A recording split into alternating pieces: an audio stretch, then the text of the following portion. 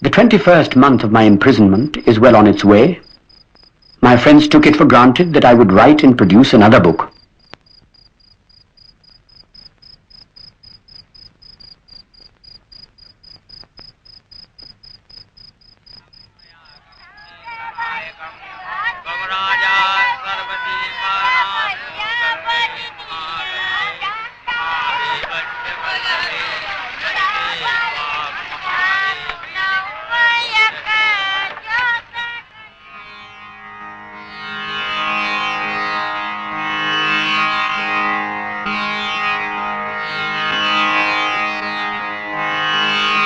It is true that the East, or at any rate that part of it which is called India, has been enamored of thinking, often thinking about matters which to those who consider themselves practical men seem absurd and pointless.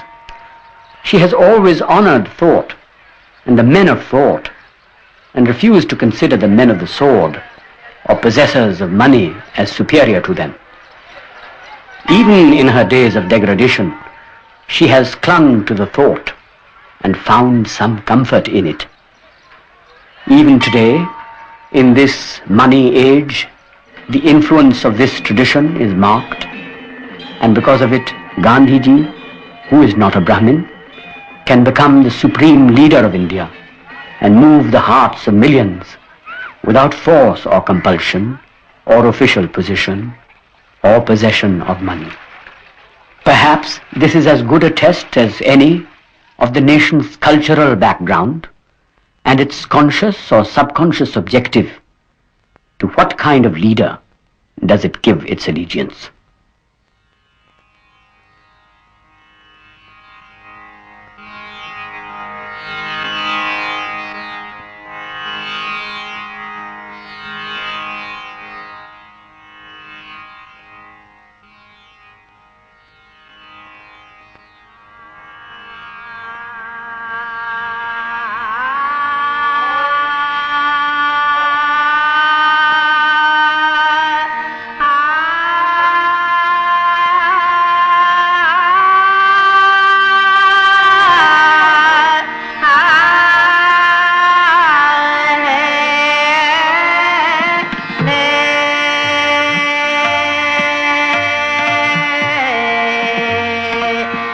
From these dim beginnings of long ago flow out the rivers of Indian thought and philosophy, of Indian life and culture and literature, ever widening and increasing in volume, and sometimes flooding the land with their rich deposits.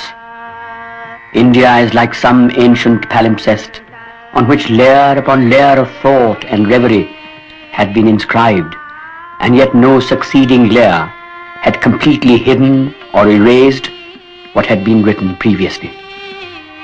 All of these existed in our conscious and subconscious selves, though we may not have been aware of them, and they had gone to build up the complex and mysterious personality of India.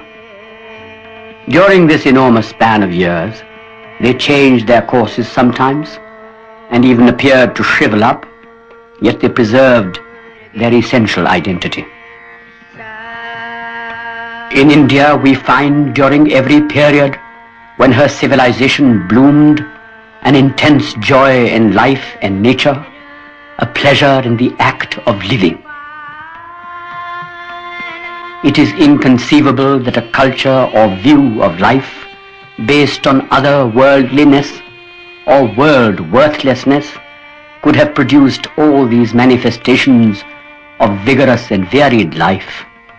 Indeed, it should be obvious that any culture that was basically otherworldly could not have carried on for thousands of years. We can never forget the ideas that have moved our race, the dreams of the Indian people through the ages, the wisdom of the ancients, their toleration of ways other than theirs, their capacity to absorb other peoples and their cultural accomplishments, to synthesize them and develop a varied and mixed culture. We will never forget them or cease to take pride in that noble heritage of ours. If India forgets them, She will no longer remain India, and her joy and pride will cease to be.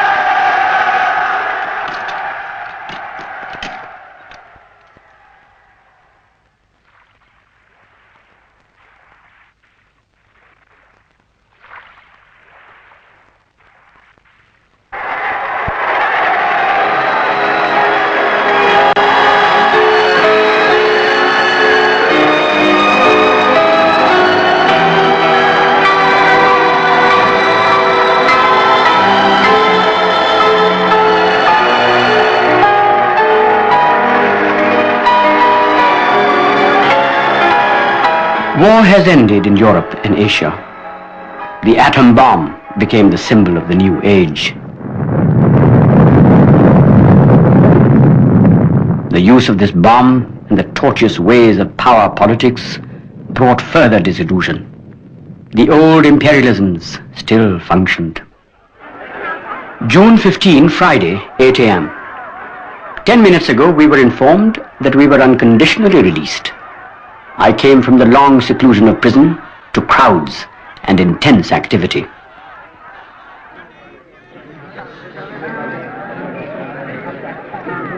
The Viceroy called a conference of the Indian leaders at Simla to consider the formation of an interim government consisting of representatives of the main communities and equal proportions of what was termed caste Hindus and Muslims.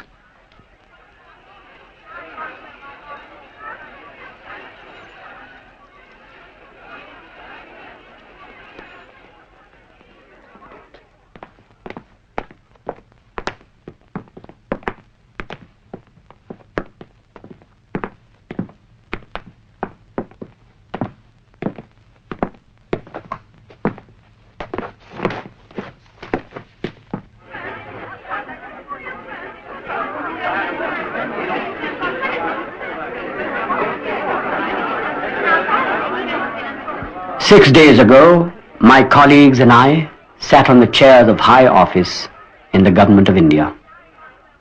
It is with no joy in my heart that I commend these proposals to you, though I have no doubt in my mind that this is the right course. For generations we have dreamt and struggled for a free and independent, united India, but we failed in finding a solution to the communal problem agreeable to all parties concerned, and certainly we must share the blame as we have to shoulder the consequences of this failure.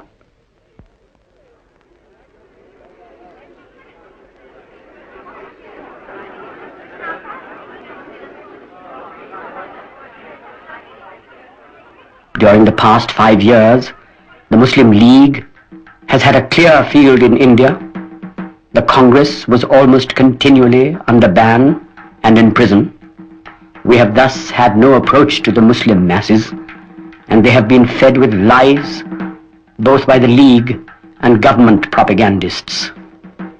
Mahatma Gandhi, while opposed to partition, proposed a form of self-determination whereby in the Muslim majority provinces, both Muslims and Hindus would vote on the issue of separation. Jinnah insisted that Muslims alone should vote on the question of separation, and that separation should be effected while the British were in India and not after India had become free. On that auspicious Vijayadashmi day took place the inauspicious ending of the Gandhi-Jinnah talks. The British government has to decide once and for all its policy in regard to this matter. It can no longer sit on the fence. It cannot force Pakistan on India in the form demanded by Jinnah, for that certainly will lead to civil war.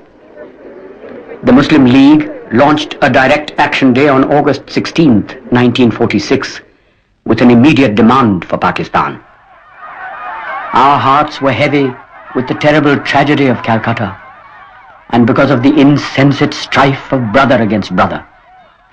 The freedom we had envisaged and for which we had labored through generations of trial and suffering was for the people of India and not for one group or class or the followers of one religion.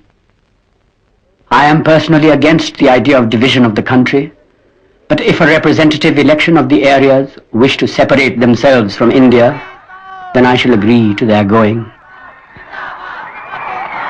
It is obvious, if there is a regular partition, the different parts of India will have to cooperate with each other in 100 different ways.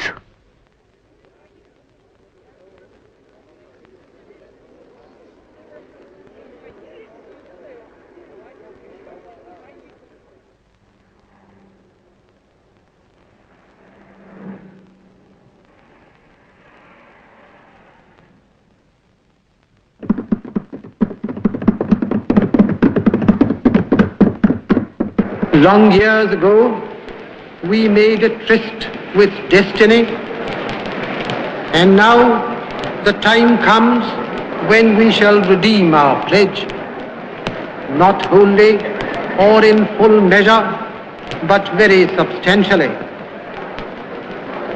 At the stroke of the midnight hour, when the world sleeps, India will awake to life and freedom.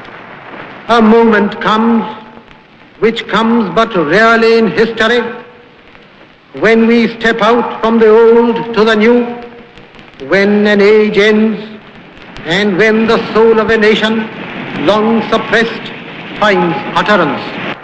It is fitting that at this solemn moment we take the pledge of dedication to the service of India and her people and to the still larger cause of humanity.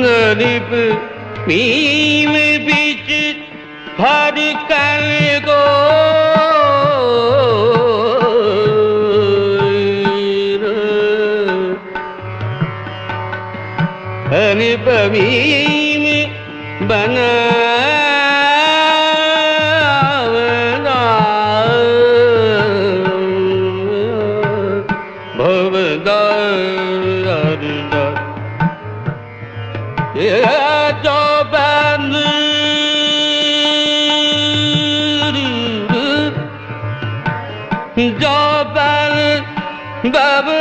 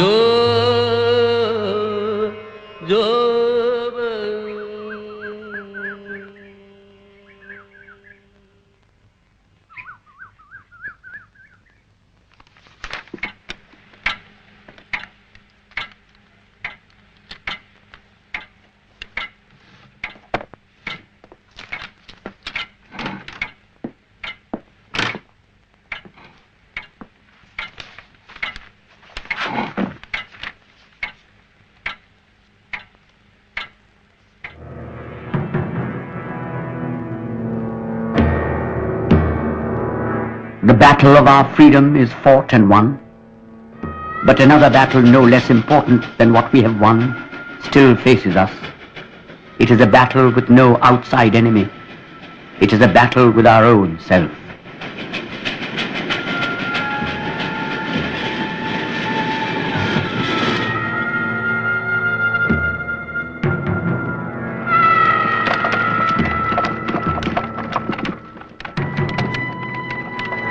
In the Punjab, in both east and west, there was disaster and sorrow.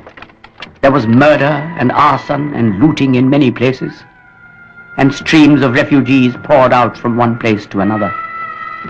Our foundations have been shaken, and our standards seem to have disappeared. I cannot think of the people in Pakistan as strangers. They have been our countrymen, and neither they nor we can rid ourselves of the past or forget our close kinship. I can assure the people of Pakistan that India has no aggressive designs against any country, least of all against Pakistan.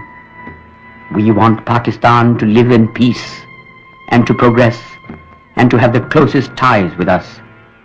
There never will be aggression from our side.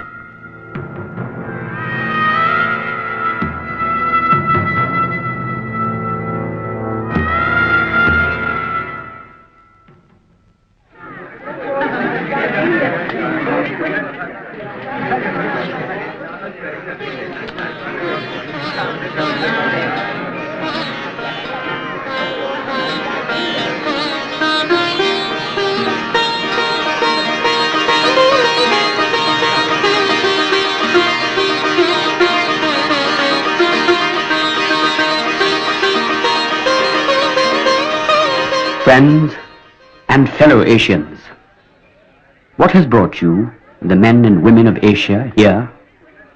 Why have you come from various countries of this mother continent of ours and gathered together in this ancient city of Delhi?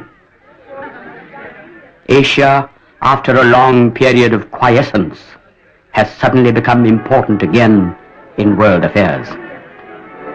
It was here that civilization began, and man started on his unending adventure of life.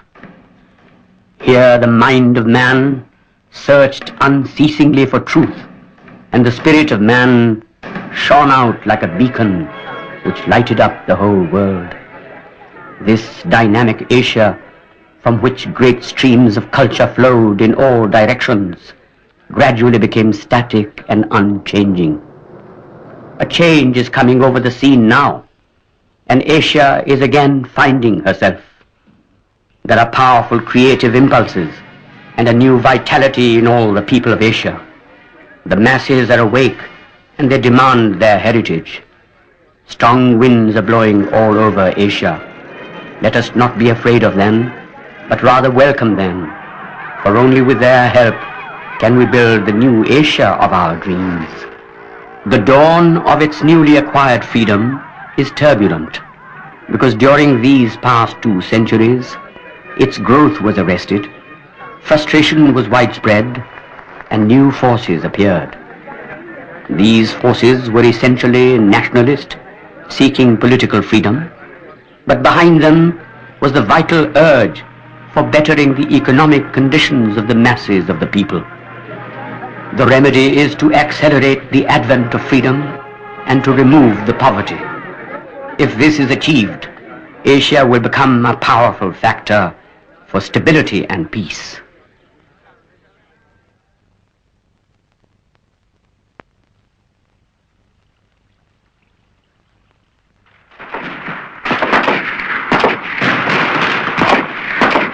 October 1947. Considerable parts of the Jammu and Kashmir state have been overrun by raiders from outside, well armed and well equipped, and they have sacked and looted the towns and villages and put many of the inhabitants to the sword. Frightfulness suddenly descended upon this lovely and peaceful country.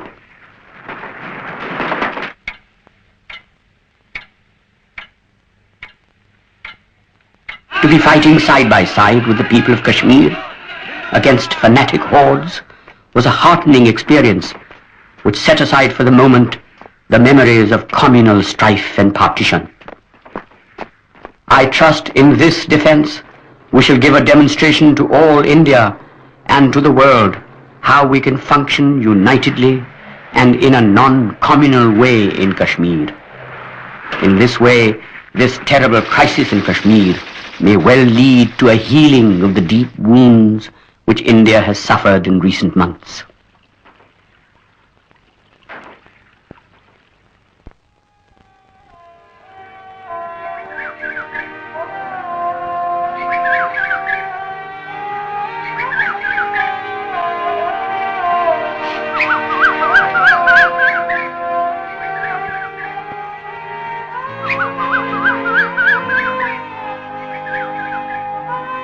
The world of today has achieved much, but for all its declared love for humanity, it has based itself far more on hatred and violence than on the virtues that make man human. Not mere killing, for man must die, but the deliberate and persistent propagation of hatred and falsehood, which gradually become the normal habits of the people. It is dangerous and harmful to be guided in our life's course by hatreds and aversions, for they are wasteful of energy and limit and twist the mind and prevent it from perceiving the truth.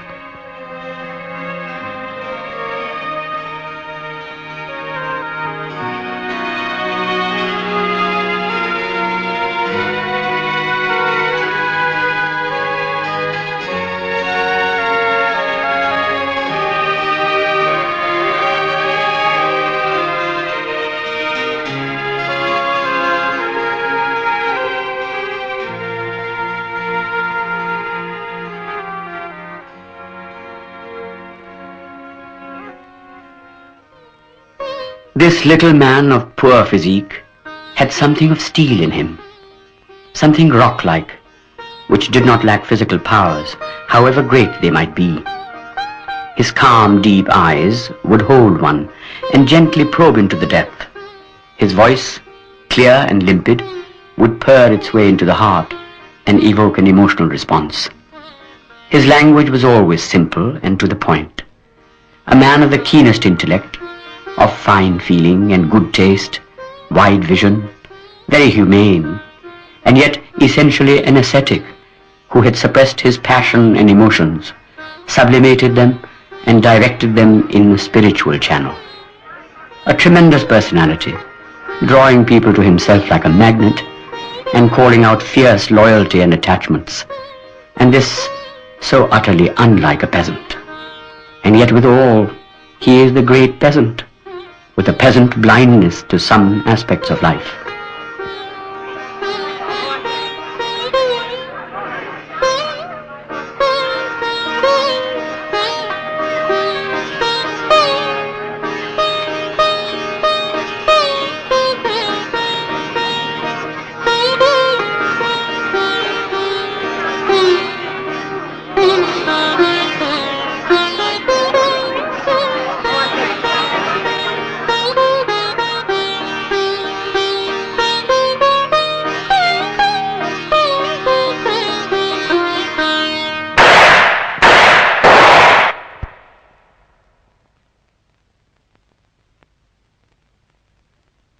Friends and comrades, the light has gone out of our lives and there is darkness everywhere.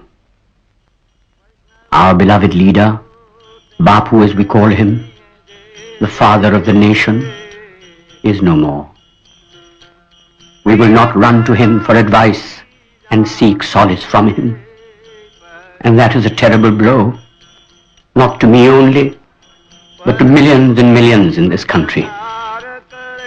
A madman has put an end to his life, for I can only call him mad who did it, and yet there has been enough poison spread in this country during the past years and months, and this poison has had an effect on people's minds. We must face this poison. We must root out this poison, and we must face all the perils that encompass us, and face them not madly or badly, but rather in the way that our beloved teacher taught us to face them.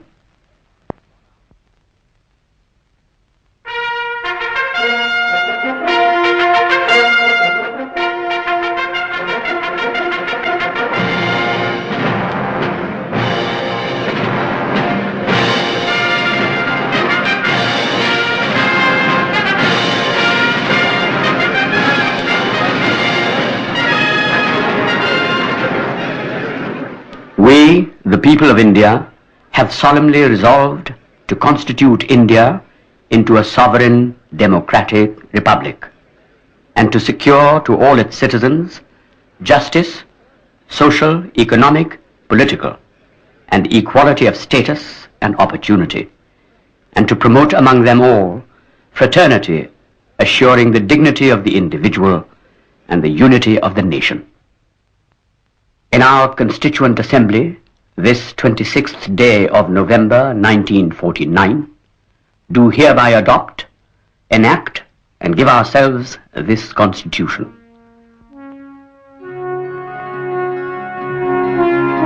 Our Constitution is an expression of the democratic urge. The Constitution embodies fundamental rights and directive principles of policy which assure many types of freedom. Our state is a secular state which gives equal opportunity to every group, every part of the country, every state, province, and area.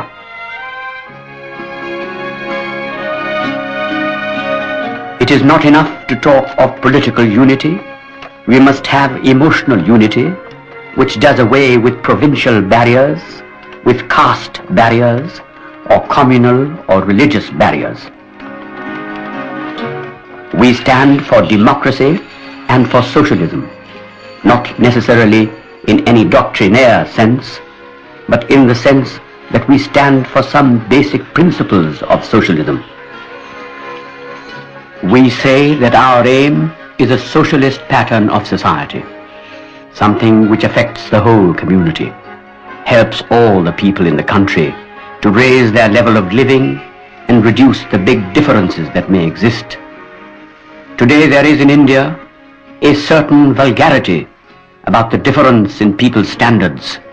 There are the very well-to-do and the very poor. It is inherent in the circumstances. You cannot get rid of that by simply cutting off the heads of the tall people. You want people to grow. You do not want to shorten all of them. The basic thing, I believe, is that wrong means will not lead to right results. And that is no longer merely an ethical doctrine, but a practical proposition. Thus, violence cannot possibly lead today to a solution of any major problems, because violence has become much too terrible and destructive. The question arises as to what our ultimate objective should be. Democracy and socialism are means to an end, and not the end itself. We talk of the good of society. Is this something apart from transcending the good of the individual composing it? The law of life should not be competition or acquisitiveness, but cooperation. The good of each contributing to the good of all.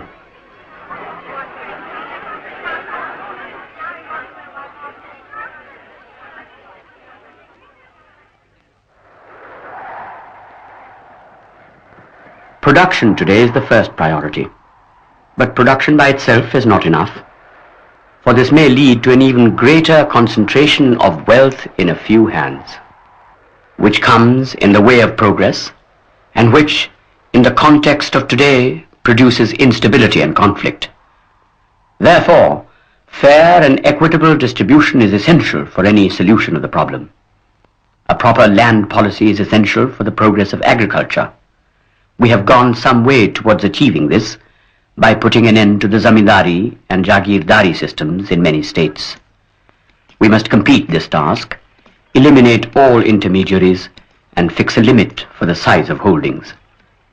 But the main object of land reforms is a deeper one. They are meant to break up the old class structure of a society that is stagnant.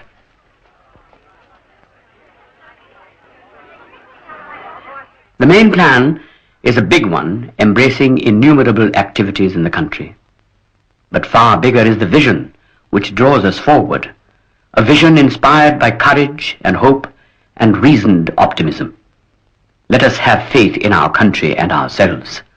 Above all, the plan is a program of work. Let us all become partners in this great enterprise of building a new India.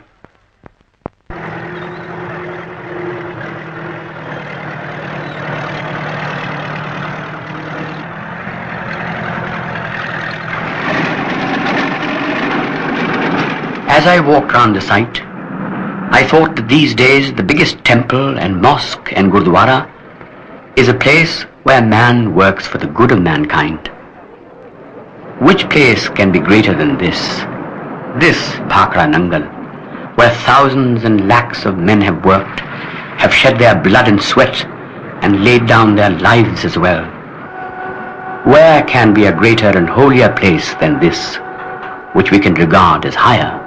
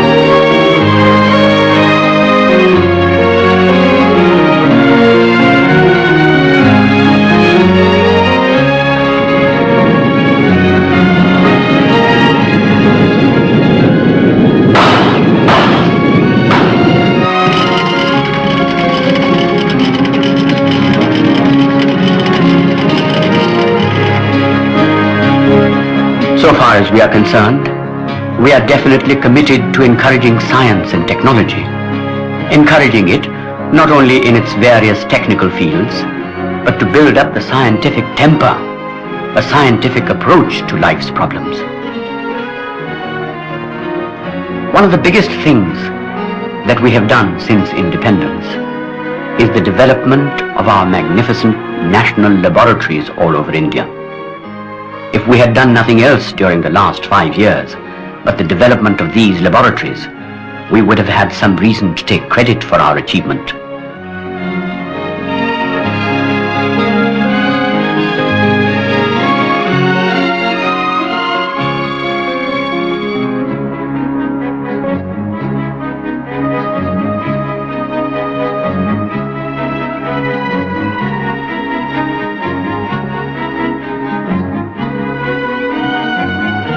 I want my country to be strong.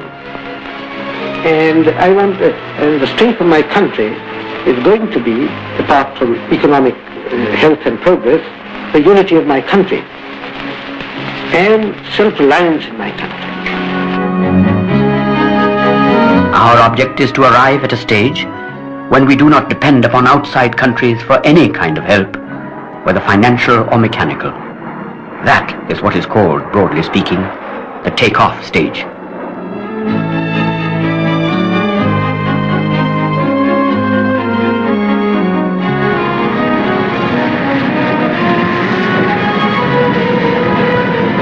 It is curious that only about 3 or 4 years ago, people talked rather vaguely about using atomic energy for power purposes. Formerly, the thought that it could be used for civil purposes was a kind of mental adventure. Now it is recognized that it is an economic proposition.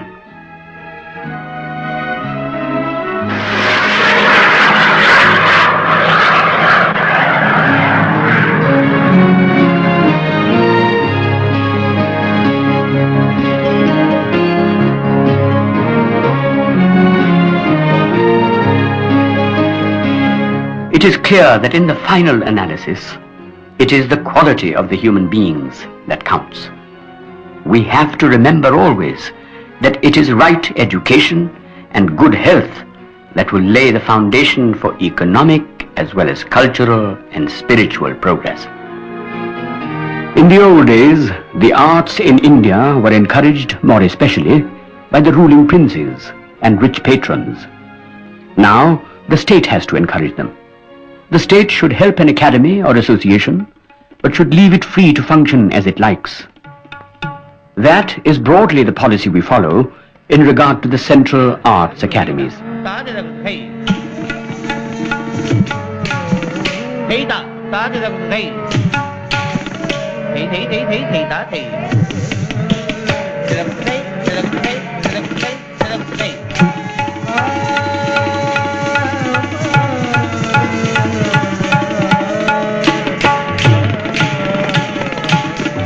And now the time has come for me to go away for some weeks from India and to bid you farewell for a while. I have received a large number of messages of good wishes on the eve of my departure. Those good wishes I shall carry with me, and they shall keep me in good heart.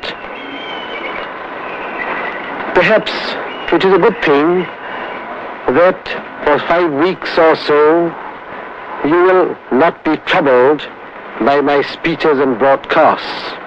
And so, goodbye to you for a while, and may good fortune rest with you. Jai Hind.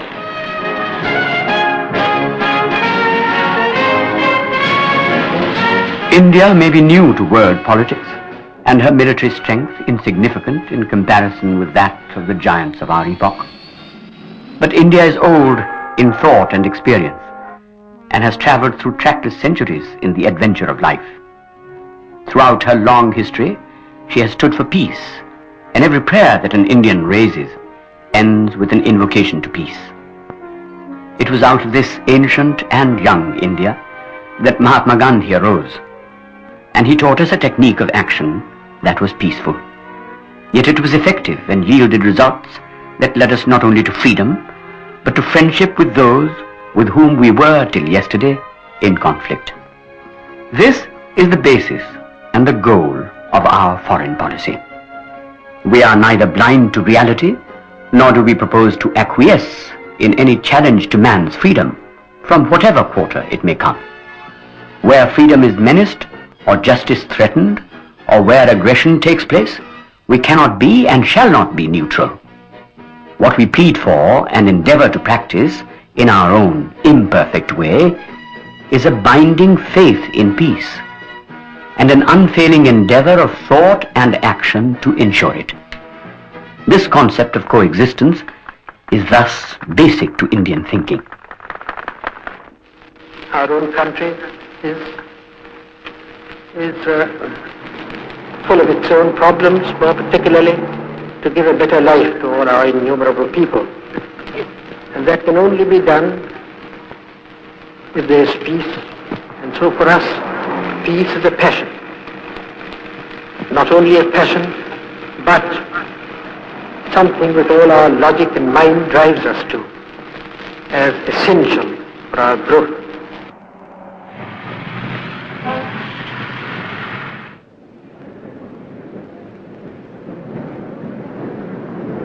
The main purpose of the United Nations is to build up a world without war. A world based on cooperation of nations and peoples. I'm equally convinced that if we aim at right ends, right means should be employed.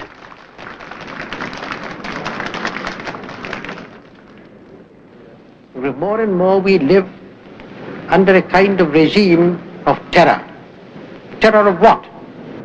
Terror of some kind of catastrophe, like war descending upon us, some kind of disaster when nuclear weapons are used, and the future of the world's survival is in peril. I am no man of wisdom. I am only a person who has dabbled in public affairs for nearly half a century. Learned something from them, and mostly that I have learnt is how wise men often behave in a very foolish manner. In ages long past, a great son of India, the Buddha, said that the only real victory is one in which all are equally victorious, and there is defeat for no one. In the world today, that is the only practical victory. Any other way will lead to disaster.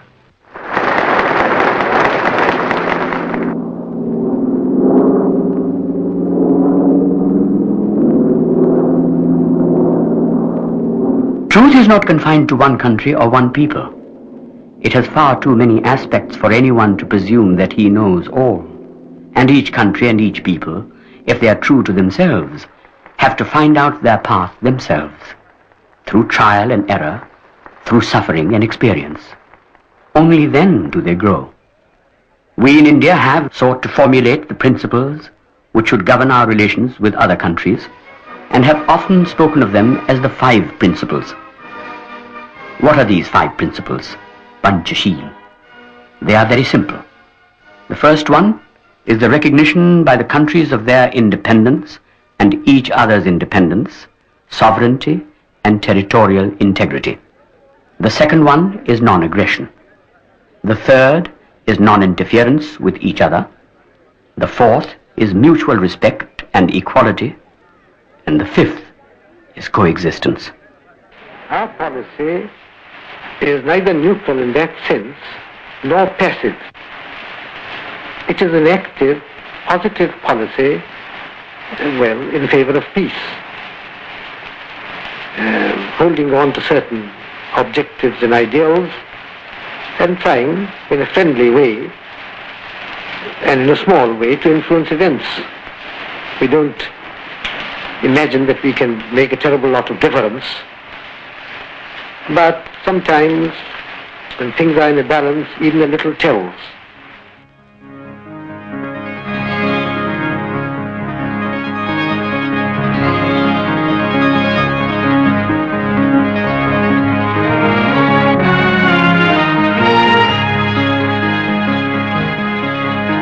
Bandung proclaimed the political emergence in political affairs of over half the world's population.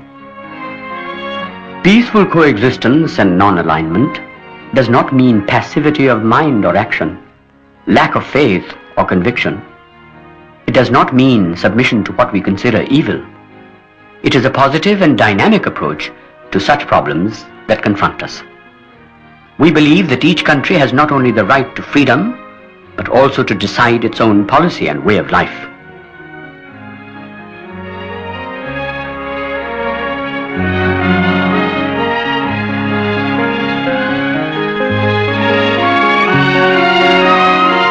We call ourselves non-aligned countries.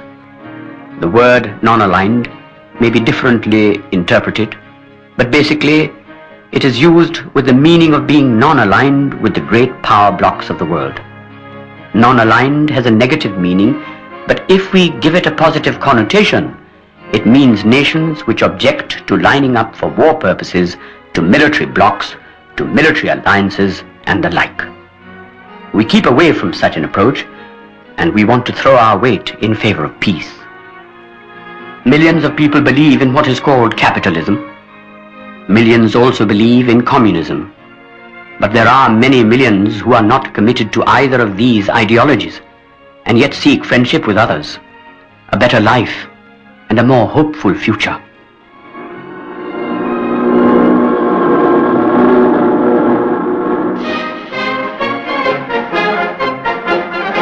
We did not come to the Soviet Union as strangers, for many of us have followed with deep interest the great changes and developments that have taken place in this country. We are neighbor countries, and it is right that there should be a feeling of neighborliness and friendship between us for the mutual advantage of both our countries and our people. I believe also that this friendship is good for the larger causes of the world, and more particularly for the most vital cause of all, the peace of the world.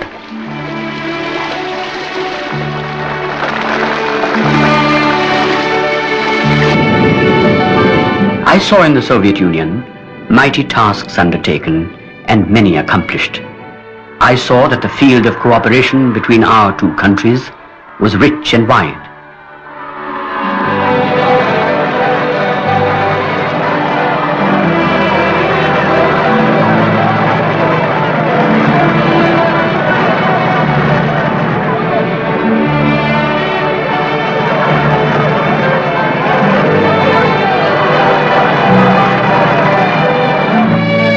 Your Excellency's visit to India will undoubtedly help in this process of deeper understanding and cooperation.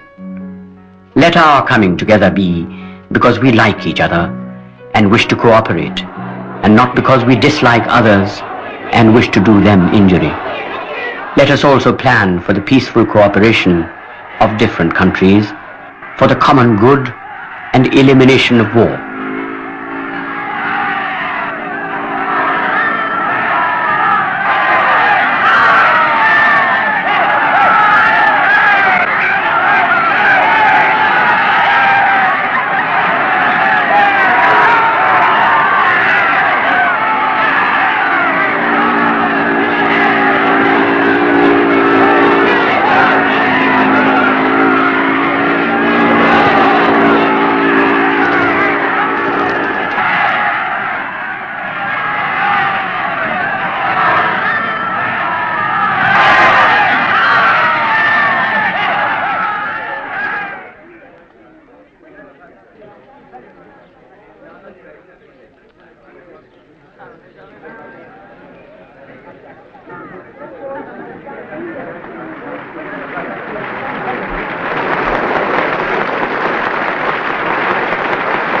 इस पुराने जमाने को सोचकर जब आप हम और हजारों लाखों When I think of the old days, how all of us here and hundreds of thousands of our countrymen, together how we toiled, soaring high sometimes, in the depths of despair sometimes, and succeeded in spite of innumerable difficulties with a single desire in our hearts and all our strength behind it to complete our work.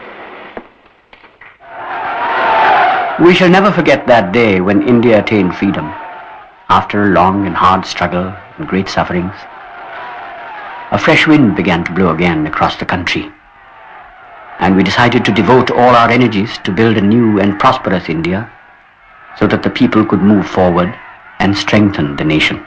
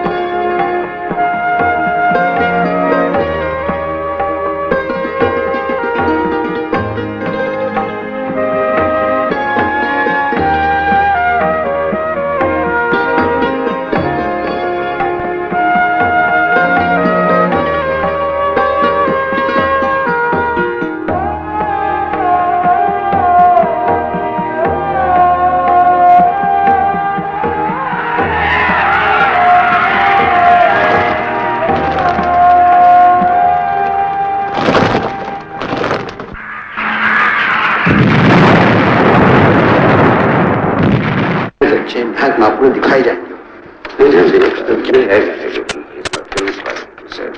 Sir which have explain, अगर आपकी लोग अच्छी तरह उभारनी है, और मेरा point है कि साथ साथ और चीजें दिखाई जाएं, ताकि क्योंकि रिमोट ये रोकी गई है रिमार्केबल, जो सब में अच्छी हमारी फिल्म सब रोकी गई।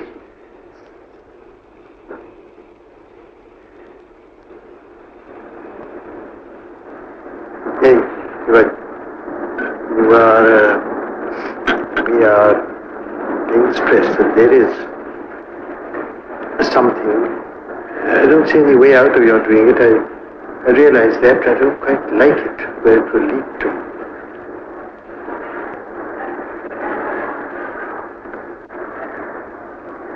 What are we to do? Now, apart from this, what are we to do about this? I must see.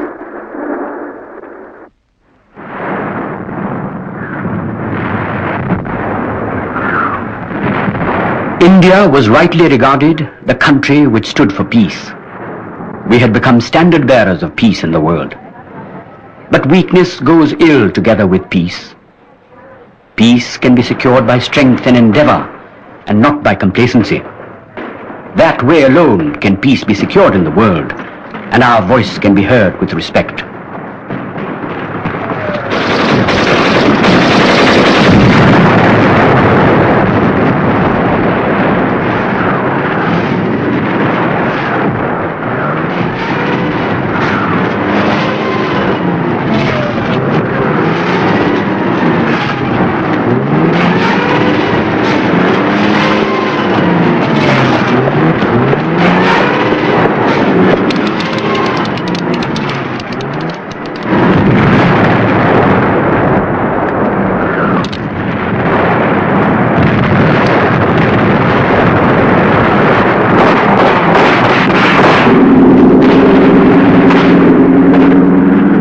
The government of India is determined to seek all peaceful avenues of settlement of the Sino-Indian differences on the border question, while taking necessary precautions against the repetition of the events of October-November 1962. It continues to follow the policy of non-alignment, peaceful coexistence, and development in peace and freedom.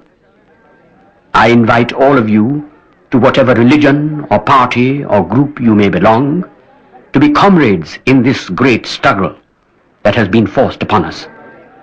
I have full faith in our people and in the cause and in the future of our country. Jai Hind.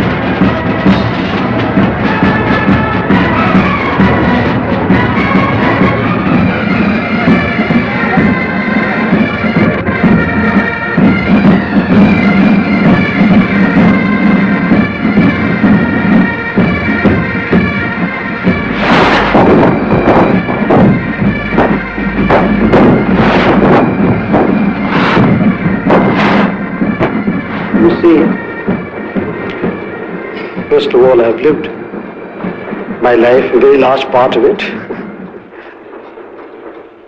Secondly, it is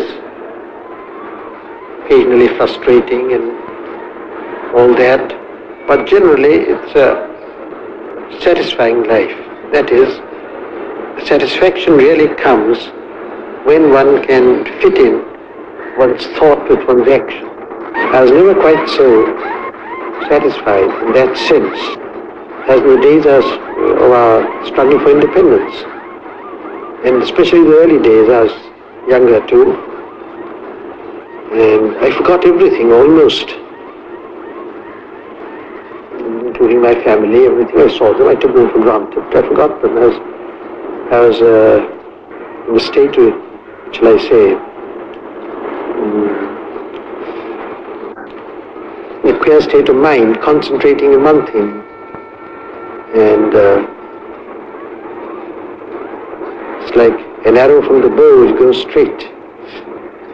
That, of course, that particular aspect lessened, but to some extent it remained. It has remained.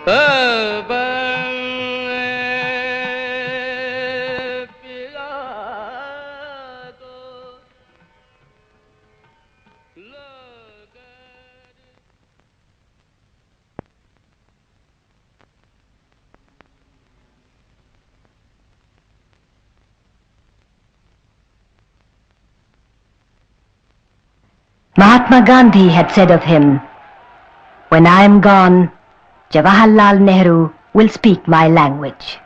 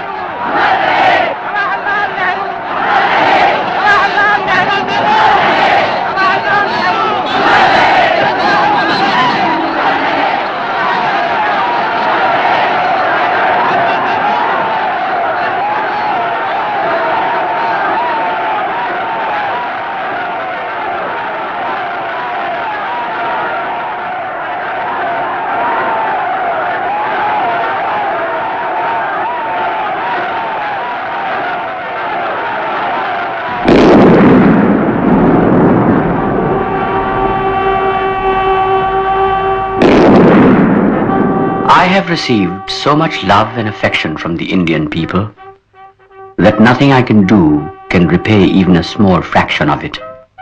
To my innumerable comrades and colleagues, I owe an even deeper debt of gratitude.